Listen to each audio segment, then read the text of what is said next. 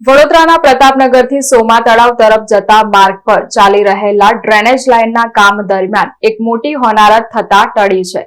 કોન્ટ્રાક્ટરની ગંભીર બેદરકારીના કારણે કામ કરતા મજૂરોના જીવ જોખમમાં મુકાયા હોવાની ઘટના સામે આવી છે। ડ્રેનેજ લાઇનના ખોદકામ દરમિયાન કોન્ટ્રાક્ટર દ્વારા નીચે પસાર થતી અન્ય મહત્વની લાઇનો અંગે કોઈ પણ પ્રકારની તપાસ કરવામાં આવી ન હતી। નિયમ મુજબ કામ શરૂ કરતા પહેલા ગેસ, પાણી સહિતની અંડરગ્રાઉન્ડ લાઇનોની માહિતી લેવી જરૂરી હોય છે, પરંતુ અહીં તે કરવામાં આવી નથી। ડ્રેનેજનું ચેમ્બર તૈયાર કર્યા બાદ જાણવા મળ્યું કે તેની નીચે વડોદરા ગેસની લાઇન પસાર થઈ રહી છે। બાદમાં ગેસ વિભાગને જાણ કરવામાં આવી અને ગેસ લાઇનને ચેમ્બરની નીચેથી ફેરવવા માટે ખોદકામ શરૂ કરાયું। આ દરમિયાન પહેલેથી બનાવવામાં આવેલ ડ્રેનેજ ચેમ્બર અચાનક ખાડામાં ઢળી પડ્યું। સદનસીબે તે સમયે ચેમ્બરની નીચે કોઈ મજૂર હાજર ન હોવાથી મોટી જાનહાનિ ટળી। જો મજૂરો ત્યાં કામ કરી રહ્યા હોત તો ગંભીર દુર્ઘટના સર્જાઈ શકી હોત। મીડિયા દ્વારા સાઇટ એન્જિનિયરને પૂછપરછ કરતા તેમણે ગોળ જવાબ આપતા જણાવ્યું કે અમે પહેલાથી જ આ રીતે કામ કરીએ છીએ, પહેલા ચેમ્બર બનાવી દઈએ છીએ। આ ઘટનાએ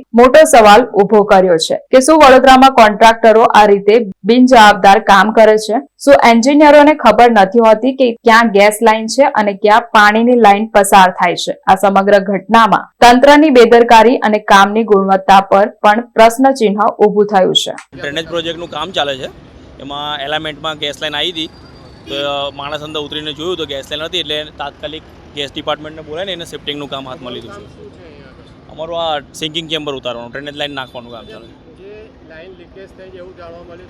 ના, લીકેજ નથી, બકેટ ખોદતા હતા તો જોયું, દેખાઈ ગઈ, એટલે તૂટતા પહેલાં માણસને બોલાવી લીધા। ના હતી, પણ એવું હતું કે સાઇટ પર છે, એ સિંકિંગ ચેમ્બર છે, સિંકિંગ મેથડથી જ આ થાય છે। બધા ચેમ્બર આ રીતના જ ઉતારવામાં આવે, એના કોઈ એ નથી, આ સેફટી વાઇઝ જ કામ થાય છે ને, સેફટીના માટે જ આ ચેમ્બર ઉતારીએ છીએ આપણે। હા, ના ઉતારી રહ્યા હતા નીચે ઉતારીને એને અંદર ડ્રેનેજ લાઇન પુશિંગનું કામ ચાલે છે, મેન્યુઅલ પુશિંગ મેથડથી કામ ચાલે છે। એટલે આ સાફ્ટ ઉતારીએ છીએ, આ લાઇનમાં દરેક સાફ્ટ ઉતારેલા છે આપણે, છે ને આ દેખાય જ છે। એટલે બહારની સાઈડે લઈને એને શિફ્ટિંગનું કામ આપણે હાથ ધરેલું। પહેલાં એવું હતું કે બહાર હતી, એવું હતું જાણવા મળ્યું હતું કે બહાર છે, પણ અંદર એલામેન્ટમાં આવી ગયેલી છે એવું છે। ના પહેલાં હવે કેવું છે, જમીનમાં તો અંદર જોવાય નહીં કઈ છે, ખાલી જાણ કરેલી હોય કે જેટકોના કેબલ છે, ગેસ લાઇન છે। પહેલાં ના દેખાય ને, 2.5 મીટર નીચે છે। હા, ખોદકામ થાય પછી જ ખબર પડે કે નીચે જમીનમાં શું છે।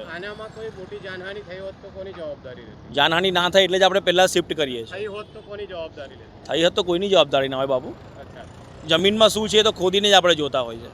પહેલાં તો ખબર નહીં કે અંદર કયો કેબલ છે। મારું નામ રીપેશ રાજપૂત, મેં અહીંયા સાઇટ એન્જિનિયર છું।